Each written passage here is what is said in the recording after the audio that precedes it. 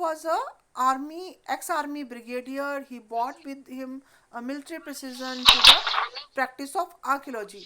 The frontiers of the Harappan civilization have little or no connection with present day natural boundaries, national boundaries. Now आपको even you knows कि अभी कुछ जैसे आप 1800 या 1700 का भारत देखते हैं या 1600 का इंडिया देखते हैं, तो आप 1600 में इंडिया में ऐसे कोई इंडिया एक पर्टिकुलर कंट्री की तरह उसकी बाउंड्रीज नहीं बनी हुई थी जो जो आज है इंडिया में।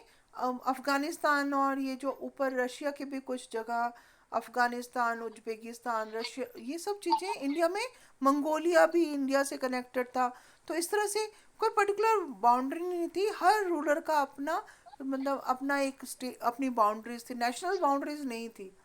आज भी अब देखिए जैसे थोड़े सालों पहले पाकिस्तान भी इंडिया में था 1947 से पहले। तो इस तरह से जब वो पाकिस्तान भी इंडिया में था तो वहाँ पर ये पहले की बात पढ़ रहे हैं, तो वहाँ पर जब एक्सकेवेशन की गई उस टाइम 1900 की बात है, तब इंडिया भी पाकिस्तान इकट्ठे थे। तो वहाँ पर जब कच्छ कच्छ में जो स्टडीज़ की गई, extensive studies in Kutch, they revealed a number of Harappan settlements and exploration in Punjab and Haryana. Punjab, Haryana और कच्छ सिंध प्रांत में भी वहाँ पर एक्सकेवेशंस की गई और they were of Harappan civilisation, they added to the list of Harappan sites. While Kalibanga ये इंडिया में है, Lothal Gujarat, Rakhi Garhi Garhi and the most recent Dholavira ये भी गुजरात में है, दे राजस्थान में है, they have been discovered, explored and excavated as a part of these efforts. Fresh exploration, अभी भी exploration जो हो रहे हैं, they are continuing, अभी भी होए जा रहे हैं।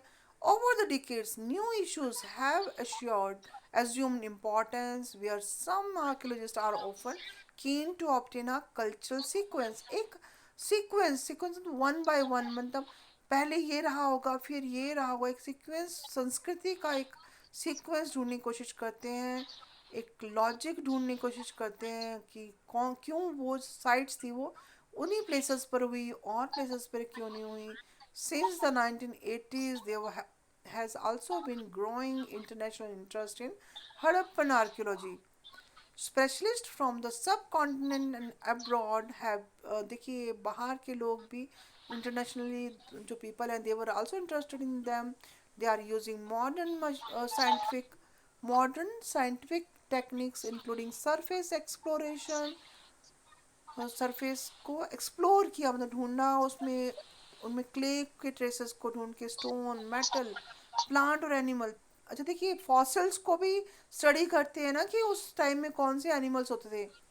आपको एक जो वे पता है, कार्बन डेटिंग के थ्रू क्या करते हैं, जो भी जो डेड एनिमल या प्लांट है उस उसकी एग्जैक्ट एज पता चल जाती है कि इतने साल पहले वो रहा होगा। तो फॉसिल्स को भी स्टडी करके उस टाइम के बारे में, उस टाइम पीरियड के बारे में पता चल जाता है। तो these are of various interest to the explorer in the futures. तो यहाँ पर एक और कंसेप्ट है, problem of piecing together the past. Past को इकट्ठे करना, मतलब एक पीस को दूसरे पीस के साथ इकट्ठे करना। ओके एक टुकड़ा जो है दूसरे टुकड़े के साथ मिलाना, जैसे जिगसॉ पजल होती है ना, जब उसमें वन मतलब पजल को इकट्ठे किया जाता है, अलग अलग टुकड़ों को एक साथ जोड़ना, एक सीक्वेंस में जोड़ना, ये भी बहुत इंपॉर्टेंट होता है। It is not the Harappan script that helps in understanding the Asian civilization, rather it is material evidence that allows archaeologists to better reconstruct Harappan life. अब वहाँ से जो चीज़ें मिली हैं, यूज़ की materials, that is pottery, tools, ornaments, house hold objects etcetera, ये material जो things थी वो बताती थी कि उस समय का लाइफ कैसी रही होगी। ऑर्गेनिक मटेरियल जैसे कि cloth, leather, would, reads, they generally ये सब चीज़ें डिकम्पोज हो जाती हैं। अब वुड भी कुछ सालों बाद डिकम्पोज हो जाता है, या क्लोथ, या ये सारी चीज़ें डिकम्पोज हो जाती है, बट मेटल की चीज़ें होती हैं, क्ले की, they remains. What survive are stones, burnt clay, जली हुई मिट्टी, मतलब जो ब्रिक है, ये सब, या टेराकोटा, ये या मेटल, दे सर्वाइव्ड, वो रहते हैं। तो उससे we can reconstruct the past. It is also important to remember that only broken or useless object they would have been thrown away, other things would probably have been recycled। क्या पता कि तब वो रिसाइकलिंग प्रोसेस भी करते होंगे, चीज़ों को दोबारा से यूज़ करते रहे होंगे, और वैल्यूएबल आर्टिफैक्ट्स जो कि इंटैक्ट मिले हैं, वैसे के वैसे मिले हैं, वो पास्ट में या फिर लॉस्ट हो गए होंगे, या होर्डेड, होर्डेड मतलब इकट्ठे एक जगह रखे होंगे और कभी भी मिले नहीं होंगे। तो ये जो फाइंडिंग्स हैं, they are accidental rather than typical। तो दिस इज ओके। ओके, तो देन क्लासिफाइंग फाइंड्स। अब आपको क्लासिफाई कैसे करेंगे इनको फाइंड्स को? Archaeologist, they classify their finds। one simple principle of classification is in terms of material। कौन सी चीज़ जो, जैसे मटेरियल है स्टोन, क्ले, मेटल, बॉक्स, मोन, आइवरी। सेकंड, आइवरी होता है जो हाथी दांत के लिए जो चीज़ें बनी होती है। An artifact is a tool और एन ऑर्नामेंट और both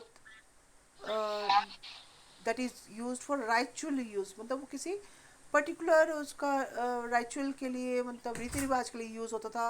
N understanding of the function of an artifact is often shaped by its resemblance with present day things. आज की जो चीज़ें यूज होती हैं, जैसे कि beads, coins, stone blades, pots, ये भी सारी चीज़ें एग्जाम्पल हैं आर्टिफैक्ट्स के। Archaeologists also try to identify the function of an artifact, किस यूज़ के लिए वो यूज़ होता था, मतलब by investigating the context in which it was found।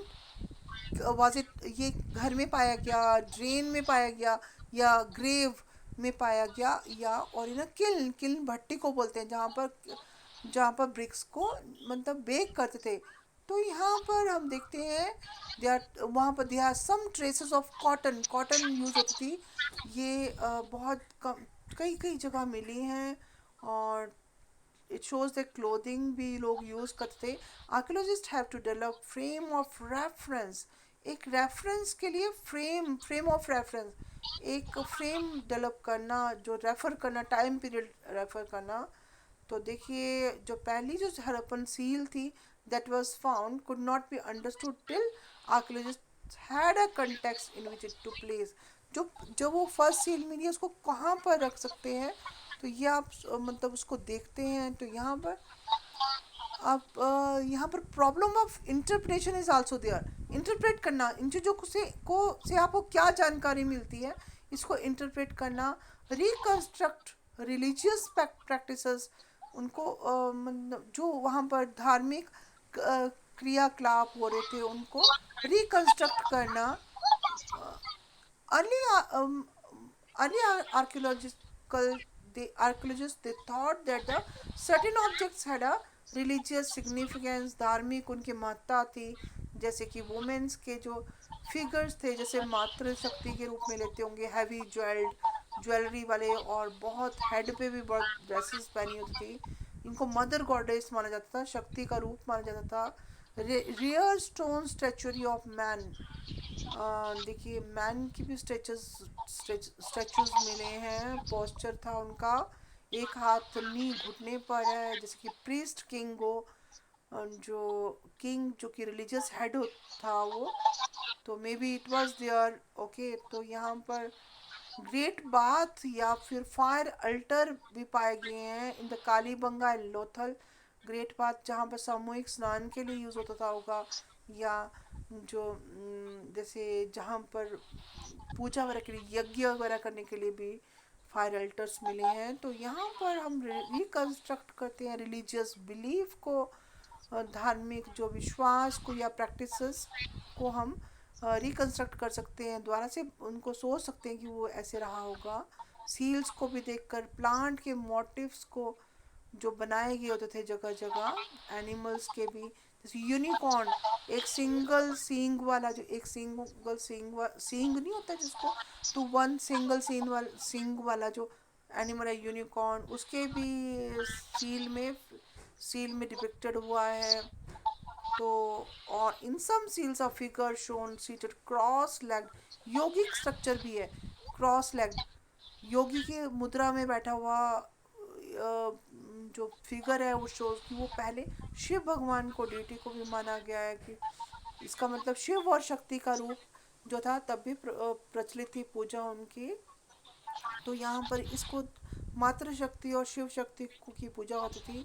तो archaeologist often move from the unknown known to the unknown.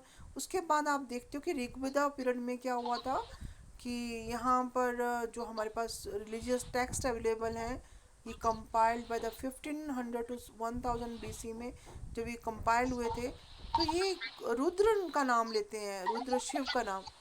और यहाँ पर हम लोग ऋग्वेदा के बारे में बाद में पढ़ेंगे। तो this is all about you can this is all about the other things. तो दिस